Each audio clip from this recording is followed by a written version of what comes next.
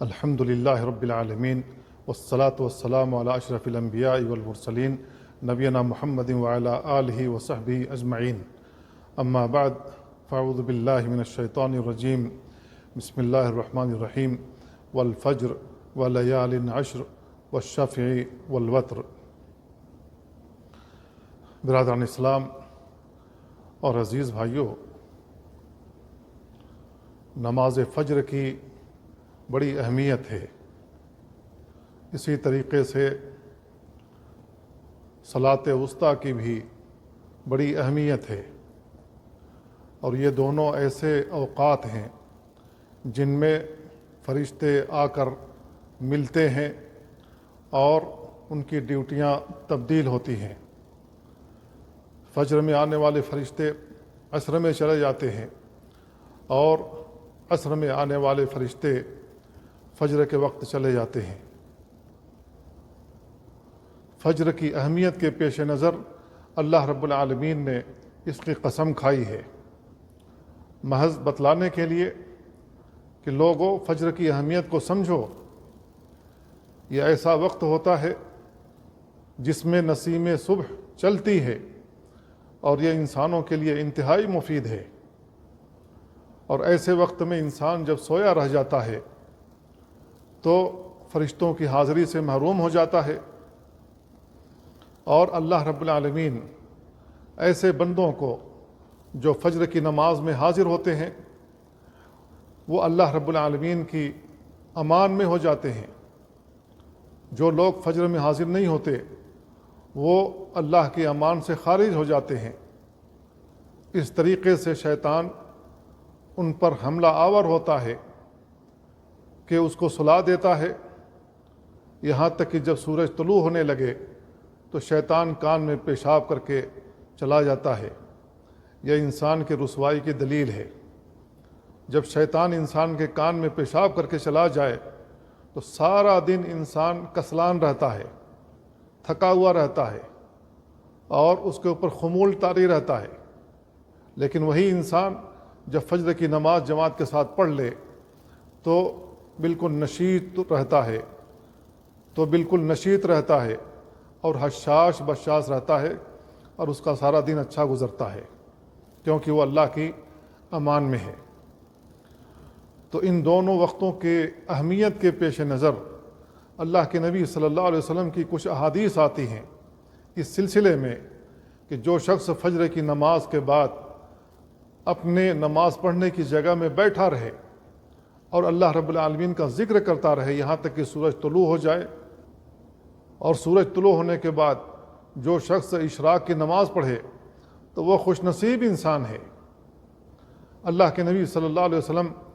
ایک حدیث میں بیان فرماتے ہیں، من صلی الفجر فی جماعہ، جو شخص جماعت کے ساتھ فجر کی نماز پڑھے، ثم قعد یذکر اللہ حتی تطلع الشمس، پھر بیٹھا اللہ کا ذکر کرتا رہا یہاں تک کہ سورج طلوع ہو جائے، ثم صلی رکعتین، پھر 2 رکعت نماز پڑھے، کانت لہ کاجر حجۃ وعمرہ، تو یہ اس کے لیے حج اور عمرے کے برابر اجر حاصل کرے گا۔ اور ایک روایت میں ہے اللہ کے نبی صلی اللہ علیہ وسلم نے 3 مرتبہ یہ الفاظ دہرائے، تامۃ تامۃ تامہ، اس کو حج اور عمرے کا پورا ثواب لکھا جاتا ہے۔ اس کو امام ترمذی نے روایت کیا ہے اور اس کو حسن قرار دیا ہے۔ آپ غور کریں کتنا عظیم ثواب اس نمازی کو حاصل ہوتا ہے جو فجر کی نماز پڑھ کر اسی جگہ بیٹھا رہے، اللہ کا ذکر کرتا رہے، قرآن مجید کی تلاوت کرتا رہے، اور سورج طلوع ہونے کے بعد اشراق کی نماز پڑھے تو اللہ رب العالمین اس کو حج اور عمرے کا پورا ثواب عطا فرماتا ہے۔ بہت سے لوگ عدم استطاعت کی وجہ سے نہ حج کر سکتے ہیں نہ عمرہ ادا کر سکتے ہیں، لیکن وہ اس ثواب کو حاصل کر سکتے ہیں فجر کی نماز پڑھنے کے بعد اپنی اسی جگہ پر بیٹھے رہیں اور اللہ رب العالمین کا ذکر کرتے رہیں۔ اللہ رب العالمین کا ذکر صرف تسبیح و تحلیل نہیں ہے، سبحان اللہ والحمد للہ ولا الہ الا اللہ واللہ اکبر پڑھنا ہی نہیں ہے، بلکہ قرآن مجید کی تلاوت بھی ذکر ہے۔ اللہ رب العالمین نے قرآن مجید کے لیے ذکر کا لفظ استعمال کیا ہے، انا نحن نزلنا الذکر وانا لہ لحافظون، ہم نے ہی ذکر نازل کیا، ہم نے ہی قرآن مجید نازل کیا اور ہم ہی اس کی حفاظت کرنے والے ہیں۔ تو قرآن مجید کی تلاوت کرتا رہے بندہ اور اللہ رب العالمین کے ساتھ اپنا رشتہ استوار کرے اور اس کے ساتھ مناجات میں لگا رہے، تو سورج طلوع ہونے کے بعد جو ہی نماز پڑھتا ہے اللہ رب العالمین اس کو حج اور عمرے کے ثواب سے نواز دیتا ہے۔ ایک اور روایت سہل بن سعد سے مروی ہے، وہ اپنے والد سے روایت کرتے ہیں کہ رسول اللہ صلی اللہ علیہ وسلم نے بیان فرمایا، من قعد فی مصلاہ حتی ینصرف من صلاة الصبح حتی یسبح رکعتي الضحى لا یقول الا خیرا غفر له خطایاه ولو كانت اکثر من زبد البحر۔ اللہ کے نبی صلی اللہ علیہ وسلم بیان فرماتے ہیں، جو شخص فجر کی نماز کے بعد اپنے نماز پڑھنے کی جگہ میں بیٹھا رہے اور فجر کی نماز کے بعد واپس ہو یہاں تک کہ ضحیٰ کی 4 رکعات بھی پڑھ لے اور اس درمیان صرف خیر کی بات کرے، لا یعنی باتیں نہ کرے، تو ایسی صورت میں اس کی گناہیں معاف کر دی جاتی ہیں، چاہے وہ سمندر کی جھاگ کے برابر ہی کیوں نہ ہو۔ اس کو امام ابو داؤد نے روایت کیا ہے اور امام بہقی نے بھی روایت کیا ہے۔ اسی طریقے سے ایک اور روایت جابر بن سمرہ رضی اللہ تعالیٰ عنہ سے مروی ہے، وہ کہتے ہیں کان النبی صلی اللہ علیہ وسلم اذا صلی الفجر، جب رسول اللہ صلی اللہ علیہ وسلم فجر کی نماز پڑھ لیتے تو اسی جگہ بیٹھے رہتے حتی تطلع الشمس حسنا، یہاں تک کہ سورج خوب اچھی طریقے سے روشن ہو جاتا۔ اس کو امام مسلم نے روایت کیا ہے اور طبرانی نے بھی روایت کیا ہے، لیکن طبرانی کے الفاظ ہیں کان اذا صلی الصبح جلس یذکر اللہ حتی تطلع الشمس، جب صبح کی نماز پڑھا لیتے تو بیٹھے رہتے یہاں تک کہ سورج طلوع ہو جاتا اور اللہ کا ذکر کرتے رہتے تھے۔ میرے بھائیوں، اگر ہم فجر کی نماز کے بعد وہیں بیٹھے اللہ کا ذکر کرتے رہتے ہیں تو ہمیں بہت زیادہ اجر سے نوازا جاتا ہے اور اللہ رب العالمین ہمارے ڈھیر ساری گناہیں معاف کر دیتا ہے۔ اسی طریقے سے عصر کی نماز کے بعد جو شخص بیٹھا رہے اور اللہ رب العالمین کا ذکر کرتا رہے یہاں تک کہ سورج غروب ہو جائے، تو اس سلسلے میں بھی نبی کریم صلی اللہ علیہ وسلم کی کئی احادیث آتی ہیں، ان میں سے 2 حدیثیں بیان کرنے پر اکتفا کرتا ہوں۔ پہلی حدیث انس بن مالک رضی اللہ تعالیٰ عنہ سے مروی ہے، اللہ کے نبی صلی اللہ علیہ وسلم نے بیان فرمایا، لَأَنْ أَقْعُدَ مَا قَوْمٍ يَذْكُرُونَ اللَّهَ مِنْ صَلَاةِ الْغَدَاءِ، میں لوگوں کے ساتھ بیٹھ کر فجر کی نماز کے بعد اللہ کا ذکر کرتا رہوں حتی تطلع الشمس، یہاں تک کہ سورج طلوع ہو جائے، احب الی من ان اعتق 4 من ولد اسماعیل، تو یہ میرے نزدیک زیادہ محبوب ہے بنسبت اس کے کہ میں اسماعیل علیہ السلام کی اولاد میں سے 4 لوگوں کی گردنیں آزاد کروں۔ وَلَا أَنْ أَقْعُدَ مَا قَوْمٍ يَذْكُرُونَ اللَّهَ مِنْ صَلَاةِ الْعَصْرِ إِلَىٰ أَنْ تَغْرُبَ الشَّمْسُ أَحَبُّ إِلَيَّ مِنْ أَنْ أُعْتِقَ 4، اور میں لوگوں کے ساتھ بیٹھ کر اللہ کا ذکر کرتا رہوں عصر کی نماز کے بعد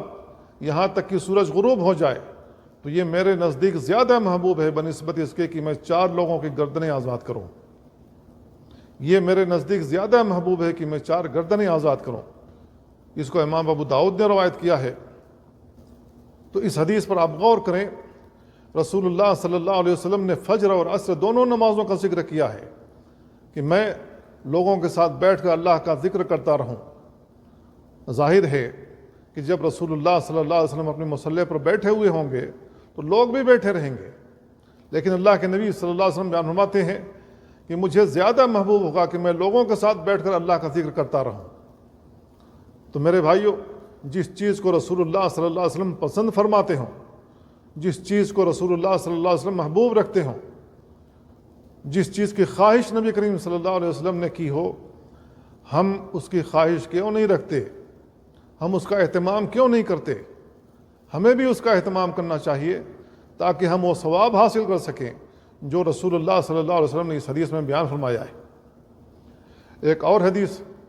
ابو امامہ رضی اللہ تعالیٰ عنہ سے مروی ہے، اللہ کے نبی صلی اللہ علیہ وسلم نے فرمایا لَأَنْ أَقْعُدَ أَذْكُرُ اللَّهِ، میں بیٹھا اللہ رب العالمین کا ذکر کرتا رہوں، وَأُكَبِّرْهُ، اور تکبیر پکاروں اور تکبیر کہوں، وَأَحْمَدُ، اور اس کی حمد بیان کروں، وَأُسَبِّحُ، اور اس کی تسبیح بیان کروں، وَأُحَلِّلُ، اور اس کی تحلیل بیان کروں، یعنی لا الہ الا اللہ بیان کروں، حتیٰ تطلع الشمس، یہاں تک کہ سورج طلوع ہو جائے، احب الی، یہ میرے نزدیک زیادہ محبوب ہے، من ان اعتق رقبتین من ولد اسماعیل، میں اسماعیل علیہ السلام کی اولاد میں سے 2 لوگوں کی گردنیں آزاد کروں، ومن بعد العصر حتیٰ تغرب الشمس، اور عصر کی نماز کے بعد بیٹھا رہوں اور اللہ رب العالمین کا ذکر کرتا رہوں، اس کی کبریاء بیان کرتا رہوں، اس کی حمد بیان کرتا رہوں، اس کی تسبیح بیان کرتا رہوں اور تحلیل کرتا رہوں، یہ میرے نزدیک زیادہ محبوب ہے کہ میں اسماعیل علیہ السلام کی اولاد میں سے کچھ گردنیں، میں اسماعیل علیہ السلام کی اولاد میں سے 4 گردنیں آزاد کروں۔ اس کا امام احمد نے حسن سند کے ساتھ روایت کیا ہے۔ تو میرے بھائیوں، یہ احادیث جو رسول اللہ صلی اللہ علیہ وسلم سے مروی ہیں فجر اور عصر کی نماز کے بعد اذکار کے سلسلے میں، تو کیا ہم اس پر عمل کرتے ہیں؟ ہم اس پر عمل پیرا ہیں؟ کیا ہم اس کا اہتمام کرتے ہیں کہ مسجدوں میں جائیں اور بیٹھے رہیں اور وہاں بیٹھ کر کے اللہ رب العالمین کا ذکر کرتے رہیں؟ اگر ہم ایسا نہیں کرتے ہیں تو ہم رسول اللہ صلی اللہ علیہ وسلم کی سنت کو چھوڑ رہے ہیں اور اس ثواب سے محروم ہو رہے ہیں جو رسول اللہ صلی اللہ علیہ وسلم نے ان حدیث میں بیان فرمائے ہیں۔ تو میرے بھائیوں،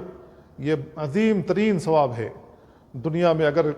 کسی کو علم ہو جائے کہ فلاں جگہ ہمیں پیسہ مل رہا ہے، بہت زیادہ مال مل رہا ہے، ہر انسان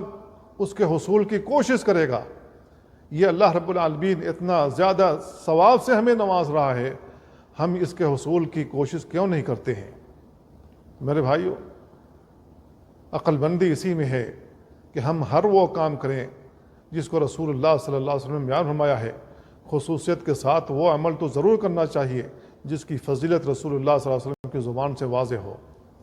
اللہ تعالیٰ سے دعا ہے اللہ ہمیں ان باتوں کو سمجھنے اور ان پر عمل کرنے کی توفیق عطا فرمائے۔ وصلی اللہ وسلم علی نبینا محمد وعلی آلہ وصحبہ اجمعین۔ والسلام علیکم ورحمۃ اللہ وبرکاتہ۔